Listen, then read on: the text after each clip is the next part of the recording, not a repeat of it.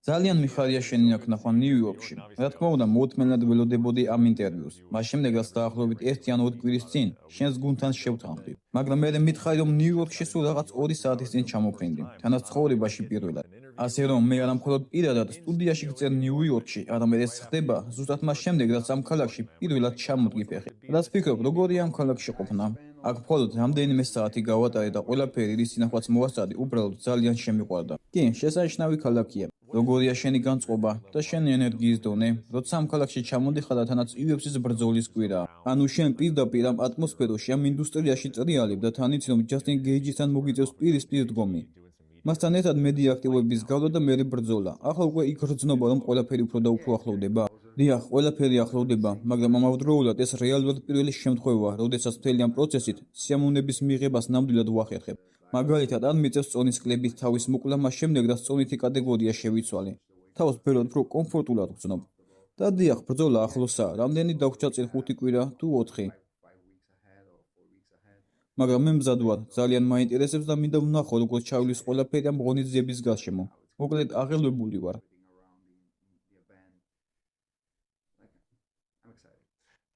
ბოლოს მგელაპარაკე და ვნახე 2 კამარი გქონა მოკიდებული და მათ მოხსნაზე უას ამბობდი. შენს გასახდელში საკმაოდ დიდხანს ვწერდით ინტერვიუს და ეს იყო ბრძოლის დასრულებისთანავე, ეგრევე, შენს გასახდელში. ალბათ ძალიან ბევრ კითხვას გისვამდი, რადგან მახსოვს, მითხარი, ეს ნივთები უკვე მიმზიდდებაო. ეს ყველაფერი გუშინდელი დღესავით გეხსოვნება. ახლა როგორ გეჩვენება, თითქოს გუშინ იყო თუ დიდი დრო გავიდა მას შემდეგ? გუშინდელი დღესავითა. ხომ იცი როგორაა? ხანდახან შენ ცხოვრებაში იმდენი რამ ხდება ერთდროულად, რომ როცა ანალიზებ, ხვდები უკვე 5 თუ 6 თვე გავიდა. თვალის დახამხამებაში ჩაიქროლეს. ასე რომ დიახ, მე ყოველთვის ვცდილობ ვის სიამოვნო ყოველი წამით, რისი გამოვლაც მიწევს. ან ყველა იმ მომენტით, რომლებსაც ჩემს გუნდთან, მეგობრებთან და ოჯახთან ერთად ვიზიარებ. ძალიან მადლობელი ვარ ყველაფრისთვის, რაც ჩემს ცხოვრებაში მოხდა. შენთვის თუ ფიქრობ ხოლმე იმ ღამეზე, ფიქრობ იმ დარტყმების შესრულებაზე და 2 კამრის სიარულზე? გსიამოვნებს ამის გახსენება? დიახ, რა თქმა უნდა, ხანდახან ვფიქრობ ხოლმე იმ რაღაცეებზე, რაც ჩემს ცხოვრებაში მოხდა. იმდენად გიჟურია ეს ყველაფერი, იმდენი რამ გამოვიარე და ძალიან ბედნიერი ვარ, რომ ბოლოს აქ ამ ადგილას აღმოჩნდი. ძალიან მადლობელი ვარ სამყაროსი, მადლობელი ვარ ღმერთის, რომელმაც მომცა ყველაფერი, რაც კი გამაჩნია. შენი ცხოვრების ბოლო 2 წელი მეგობარო, ისეთი შეგრძნება თითქოს 8 ან 10 წელი გავიდა. იმდენი რამ მოხდა, ასეთი განცდა მაქვს, თითქოს დიდი ხანია ჩემპიონი ხარ, მაგრამ ეს იმიტომაა, რომ შენ უკვე მეორე კამარი მოიგე. ჩვეულებრივ ამას საკმაოდ დიდი დრო სჭირდება ხოლმე, რეალურად კი შენს შემთხვევაში ეს ძალიან მოკლე პერიოდში მოხდა. დიახ, ეს მართლა სუპერ მოკლე პერიოდში მოხდა ჩემთვის. და ახლა ჩვენ იმაზეც კი ვსაუბრობთ, რომ 1 წლიანი პაუზა გქონდა, ოქტაგონს გარეთ იყავი და ისეთი შეგრძნება თითქოს 2 წელზე მეტი უნდა გასულიყო, მაგრამ რეალურად სულ რაღაც 2 წელია. შენთვის როგორი იყო ეს დრო? ეს იყო ნამდვილი ქარბალბალა. ცხადია, ბევრი რამ ხდებოდა შენს პროფესიულ კარიერაში, მაგრამ ამავდროულად შენს პირად ცხოვრებაშიც, რაც ყველამ კარგად ვიცით, საერთოდ როგორ აღწერდი ამ ბოლო 2 წელს? ეს იყო სწავლის პროცესი. ვიტყოდი, რომ ბევრი რამ ვისწავლე და ბევრი ისეთი რამ აღმოაჩინე საკუთარ თავში, რაც მანამდე არც კი ვიცოდი, თუ გამაჩნდა. რაც შეეხება პროფესიულ მხარეს, ყოველთვის ვცდილობდი შემენარჩუნებინა ფორმა სამუშაო და სავაჯიშო სესიებით. ყველა იმ აქტივობის შესრულებით, რაც კი მქონდა. პირადი ცხოვრების მხრივაც ბევრი რამ ვისწავლე. თუმცა მადლობელი ვარ, ყველაფერი გარკვეული მიზეზების გამო ხდება და რაც არის, ეს არის.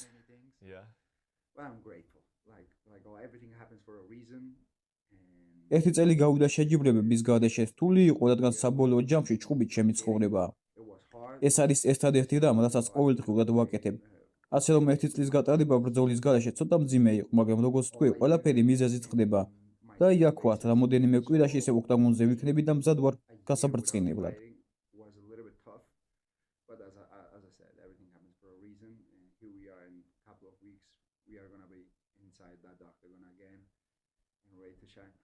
ფიქრობ, ბევრი ჩვენგანი უყურებს იმას, თუ როგორ ჩხუბობ და უბრალოდ ვუშვებთ, რომ შენს ცხოვრებაში ყველაფერი იდეალურადაა. შენ კი საუბრობ იმაზე, თუ რამდენად რთულია წონის კლება. და აი ბოლო ინტერვიუში თქვი, რომ ეს არის პირველი შემთხვევა, როდესაც ოქტაგონზე ფულზე ფიქრის გარეშე გადიხარ. ანუ გამოდის, რომ ამ უდიდესი მიღწევების და პერფორმანსების მიღმა კულისებში გარკვეული გამოწვევები მაინც არსებობდა. მისმინე, როდესაც პროფესიულ კარიერას იწყებ, რა თქმა უნდა, საკუთარ თავში უნდა ჩადო ინვესტიცია. ყველგან სადაც კი მიდიხარ, შენი გუნდი უნდა გადააადგილო. ასე რომ ყველა ამ ხარჯის დაფარვა გიწევს. ხომ ასეა? ამიტომ დასაწყისში ყოველთვის რთულია. ყველა ათლეტმა იცის, რაზეც ვსაუბრობ. მაგრამ ეს რეალურად პირველი შემთხვევაა, იმიტომ რომ ნახე ბევრი ადამიანი, ვინც უკვე ამბობდა, ის აღარ არის მოტივირებულიო. რეალურად კი ახლა გაცილებით რომ მოტივირებული ვარ, რადგან ჩემს ირგვლივ არანაირი შიში აღარ არსებობს.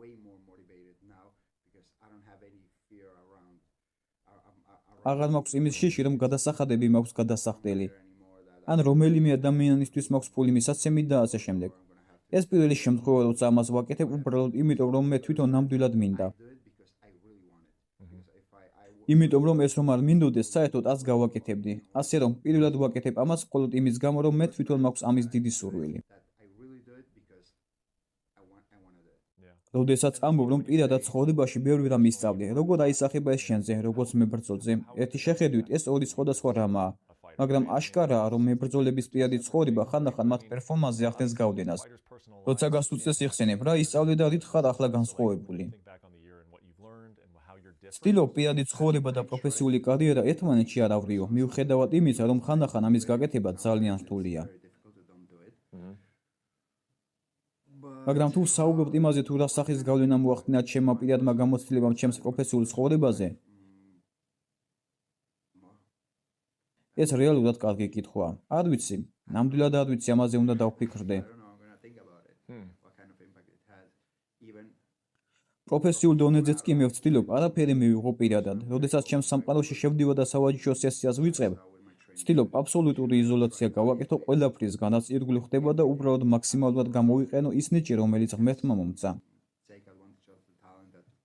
პროფესიულ მხარესაც შეეხება, შენ თითქოს წინასწარ იცოდი, რომ დაახლოებით იანვრისთვის დაბრუნდებოდე, ხომ ასეა?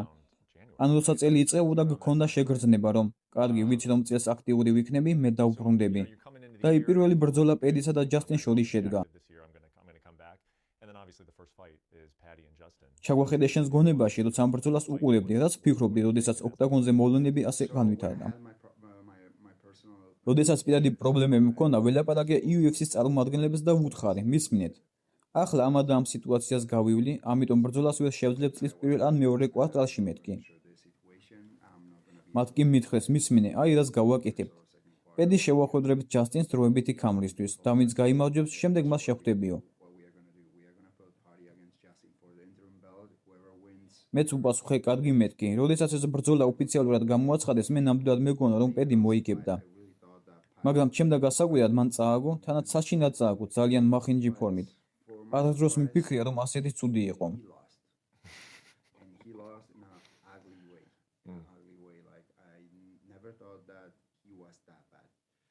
შენი აზრით რა მოხდა? მას ხომ საკმაოდ სერიოზული რაოდენობის ბრძოლები აქვს ჩატარებული, რამ გამოიწვია ეს?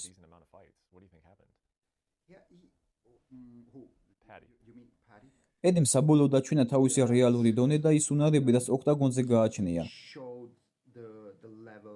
რაც ჩემთვის პირადად თითქმის არაფერია. მეგონა იმაზე უკეთესი იყო, ვიდრე რეალობაში აღმოჩნდა.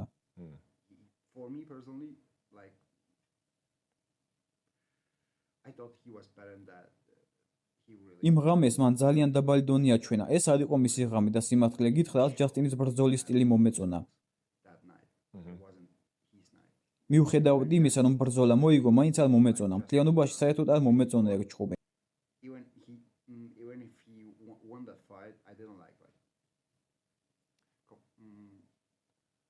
როგორ ვფიქრობ, ჯასტინი იცვლება ბრძოლიდან ბრძოლამდე თუ სულ ერთი და იგივე ტიპია, მიუხედავად იმისა, თუ ისე ბრძვის? ანუ ეს პერფორმანსი მისი სტანდარტული სტილია ყველა მეტოქესთან? ის ყველა ოპონენტს განსხვავებული სტილით უდგება. მე ასე ვფიქრობ. ის აკეთებს თავის კორექტირებას და ყველასთან სხვადასხვანაირად ჩხუბობს. ზოგიერთთან უფრო მეტად იყენებს ქალფ კიქებს. ზოგან კრივის განსხვავებულ მოძრაობებს მიმართავს სხვადასხვა ტიპის მებრძოლებთან სხვადასხვანაირია.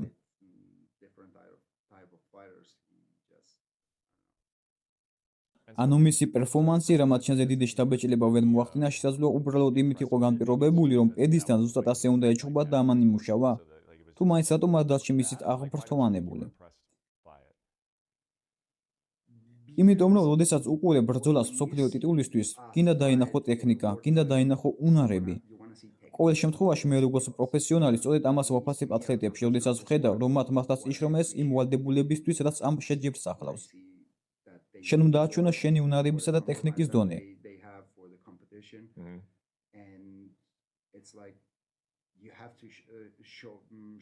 მე კი იქ მსგავსი არაფერი მინახავს, ვერ ვნახე ვერანაირი უნარი, ვერანაირი განსაკუთრებული რამ.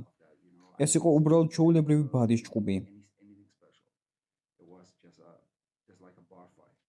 ისეთი ცუდი იყო, რომ ხანდახან UFC-ში დებიუტანტების ბრძოლებს უყურებ ხოლმე და ვამბობ, როგორ მომწონს ამ ბიჭის ან გოგოს უნარების დონე მეთქი. აი ამ მსოფლიო ტიტულის ბრძოლაში კი ორივეს მხრიდან ყველაფერი საკმაოდ სამასხვინო იყო.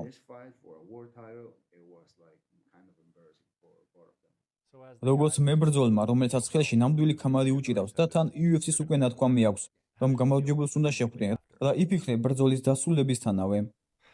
სიმართლე გითხრათ გავიფიქრე იყო, ეს საჩუქარია. მაგრამ ამავდროულად არ ვიცი როგორი მოლოდინები ექნებათ ფანებს, როდესაც ჩემს ბრძოლას გამოაცხადებენ ჯასტინ გეიჯის წინააღმდეგ. იმიტომ რომ უმეტესად მე ყოველთვის ანდერდოგი ვიყავი, ახლა კი პირველი შემთხვევა, როდესაც ყველასთვის ფავორიტი ვარ.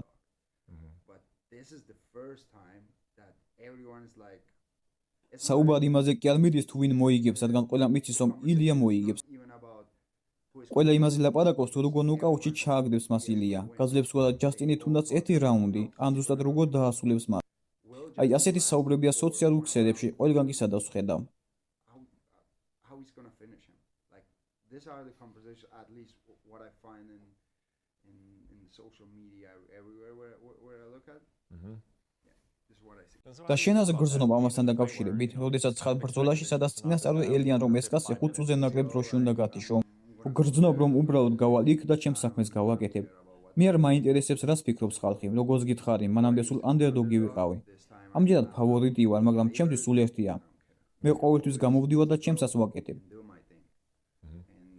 პირველივე წამიდან მის ნიკაპს დაუწყებ ძებნას და დიდი ალბათობით ძალიან მალე ვიპოვე. იმ ბრძოლამდე გაკეთებულ ინტერვიუში შენ თქვი, თუ პედი იქნება პედის ვეჭუბები, მაგრამ თუ ჯასტინი მოიგებს, UFC სხვა გეგმა აქვსო. დიახ, იმიტომ რომ თავიდანვე ისეთი გეგმა იყო, თუ ჯასტინი მოიგებდა იმ ბრძოლას, მე ისლამთან უნდა მეჭუბა.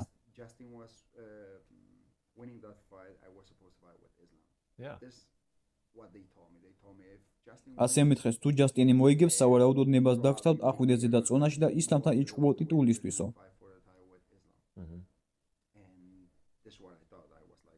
მეც ასე ვფიქრობდი და თუ პედი მოიგებს, შემდეგ პედის ვეჭყობები მეთქი, თუ არა და ზემოთ ავდივარ სატიტულო ბრძოლაზე. მაგრამ ხომ იცით, წინასწარ არაფერი იცი, საბოლოო ჯამში მე ისლამთან უნდა მეჭყობა. ოფიციალურ გამოცხადებამდე 1 დღით ადრე სულ რამოდენიმე საათით ადრე დამირეკეს და მითხრეს, რომ ისლამი დაშავდა და ჯასტინს უნდა შეხვედროდი.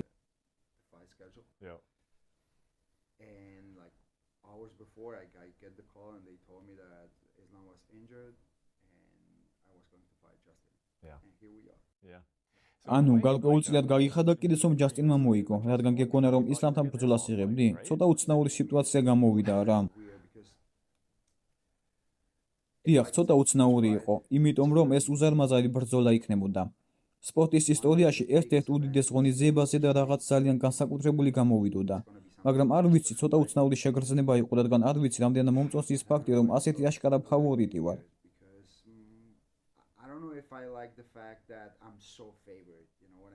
ხვდები რას გულისხმობ? ყველამ წინასწარვე იცის რომ მე მოვიგებ. არ არის დიდი მოლოდინი და ინტრიგა იმაზე თუ რა მოხდება ბრძოლაში. ფიქრობ, სულ სხვა განცდა იქნებოდა ისლამთან რომ მეჭყობ.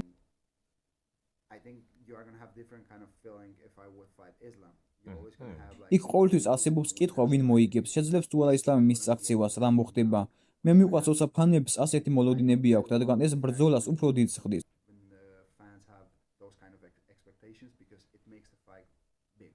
მაგრამ რაც არის ეს არის, მაინც უდიდესი ჭყუბია. იმედი ეს კარგად მომზადებული გამოვა, ბევრი ხალხის წინაშე მოგვიწევს ყოფნა და უამრავი თვალი იქნება ჩვენკენ მოპყრობილი.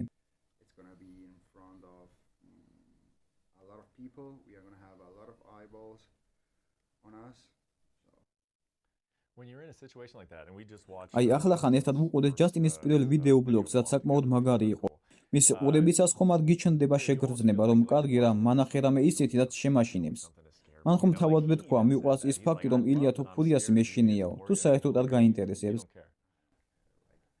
მე ვიცნობ ჩემს თავს.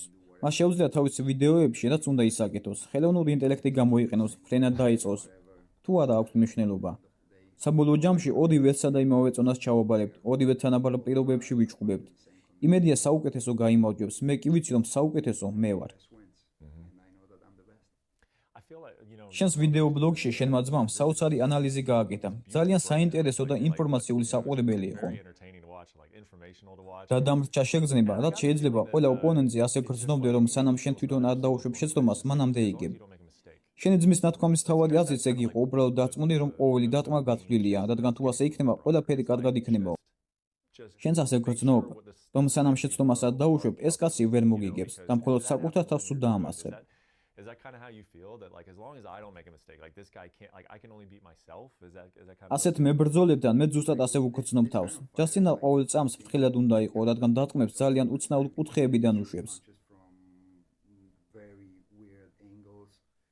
სულდაცვაში უნდა გეჭილოს თავი და ძალიან ფრთხილად შეარჩიო დარტყმები, რომლებსაც თავად განახორციელებ. ასე რომ კი, პრინციპში ერთადერთი რაც უნდა გავაკეთო არის ჩემი საქმის კეთება.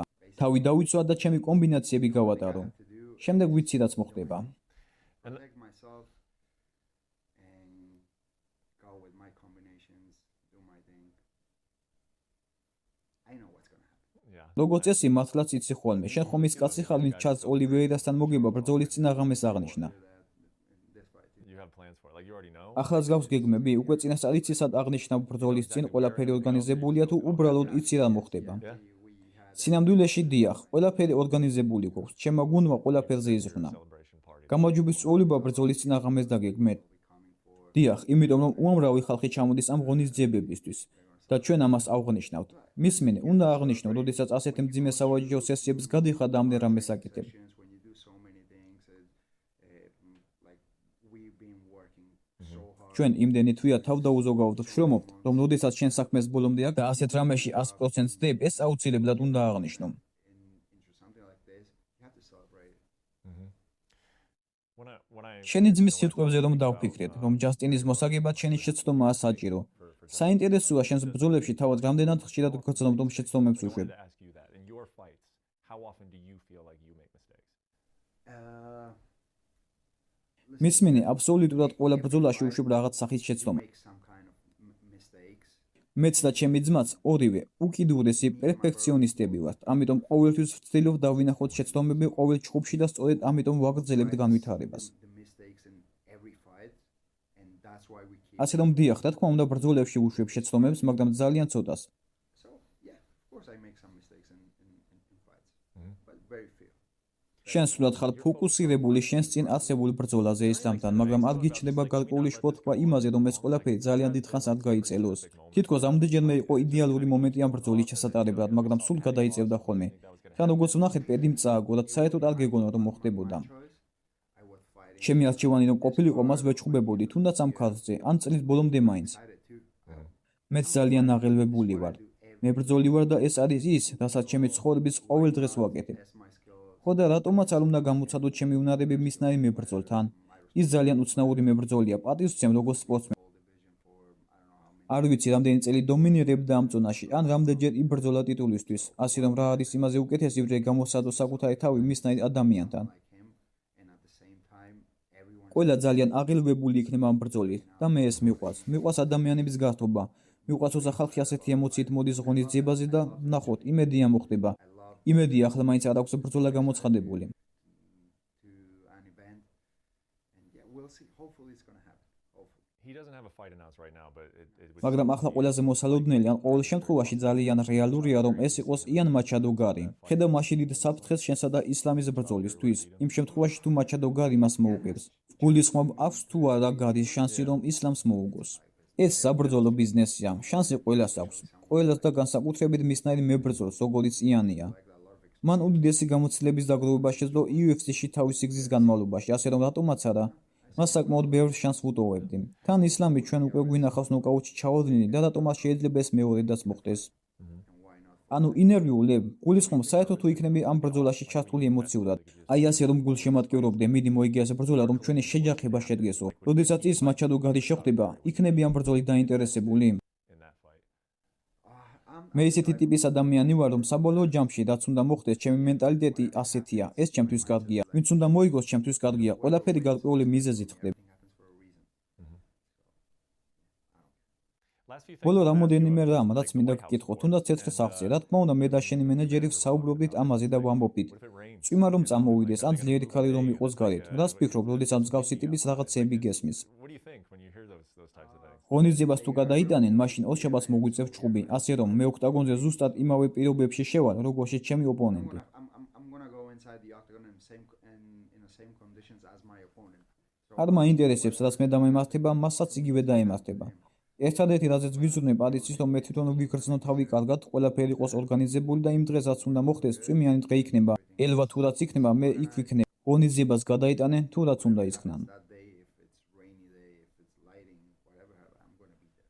If they're gonna move the event, whatever. შენს გონებაში თუ წარმოედგენ ხოლმე, გარეთ თეთრ სახლში ბრძოლა. მე თვითონაც კი არ ვიცი, როგორ უნდა მოვახდინო მის ვიზუალიზაცია. That's something that დიახ, ეგ არის ის, რაც მეც ძალიან მახალისებს და მიმზიდველს ხდის ამ ყველაფერს. used to fight in big arena. როგორც წესი, ჩვენ დიდ არენებზე ვჩხუბობთ ხოლმე და მეტნაკლებად ვიცი, როგორ გამოიყურება იქაურობა.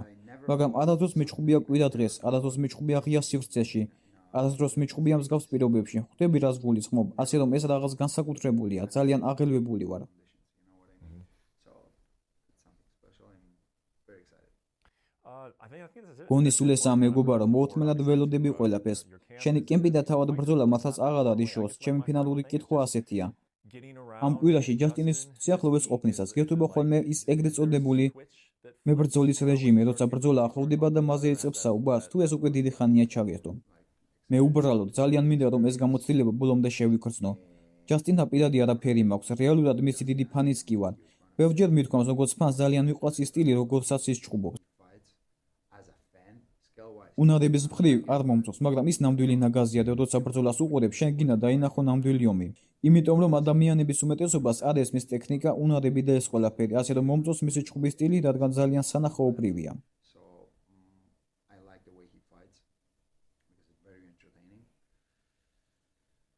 But yeah, excited about everything. დიახ, ნამდვილად, მოკლედ ყველაფერი რაც მოდის ძალიან საინტერესოა. ვერც კი წარმომიდგენია შენ როგორ გიხარია, იმიტომ რომ მე ძალიან აღელვებული ვარ ამ ყველაფრით. მთელი ეს სამზადისი, ფოტოები, უბრალოდ ამაზე საუბარიც კი გიჟურია. ეს არის რაღაც ისეთი, რაც აქამდე არასდროს მომხდარა და შესაძლოა აღარც არასდროს განმეორდეს. დიახ, და ადგილების რომლებიც აიჩიეს ძალიან განსაკუთრებულია. მაგალითად, პრეს-კონფერენცია ლინკონის მემორიალთან იქნება, ბრძოლა კი თეთრ სახლში.